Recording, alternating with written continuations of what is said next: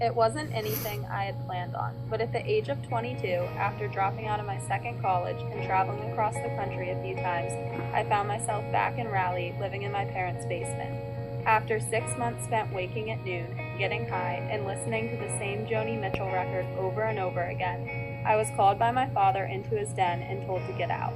He was sitting very formally in a big, comfortable chair behind his desk, and I felt as though he were firing me from the job of being his son. I'd been expecting this to happen, and it honestly didn't bother me all that much. The way I saw it, being kicked out of the house was just what I needed if I was ever going to get back on my feet. Fine, I said, I'll go, but one day you'll be sorry. I had no idea what I meant by this. It just seemed like the sort of thing a person should say when he was being told to leave. My sister Lisa had an apartment over by the university and said that I could come stay with her as long as I didn't bring my Joni Mitchell record. My mother offered to drive me over, and after a few bong hits, I took her up on it. It was a 15-minute trip across town, and on the way we listened to the rebroadcast of a radio call-in show, in which people phoned the host to describe the various birds gathered around their backyard feeders. Normally the show came on in the morning, and it seemed strange to listen to it at night. The birds in question had gone to bed hours ago, and probably had no idea they were still being talked about. I chewed this over and wondered if anyone back at the house was talking about me. To the best of my knowledge, no one had ever tried to imitate my voice or describe the shape of my head, and it was depressing that I went unnoticed while a great many people seemed willing to drop everything for a cardinal.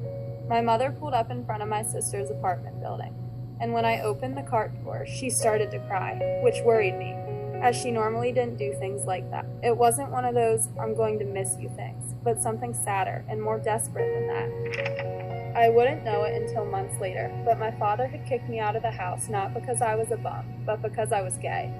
Our little talk was supposed to be one of those defining moments that shape a person's adult life, but he'd been so uncomfortable with the most important word that he'd left it out completely, saying only, "I think we both know why I'm doing this." I guess I could have pinned him down. I just hadn't seen the point. Is it because I'm a failure? A drug addict? A sponge? Come on, Dad, just give me one good reason. Who wants to say that? My mother assumed that I knew the truth, and it tore her apart.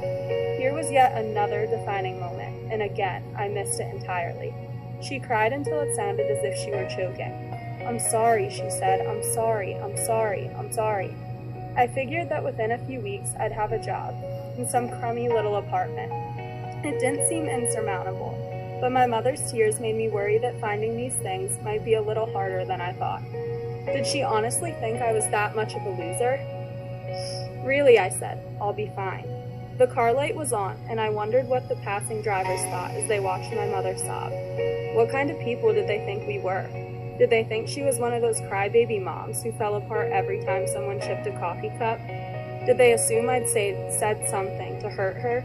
Did they see us as just another crying mother and her stone gay son, sitting in a station wagon and listening to a call-in show about birds? Or did they imagine, for just one moment, that we might be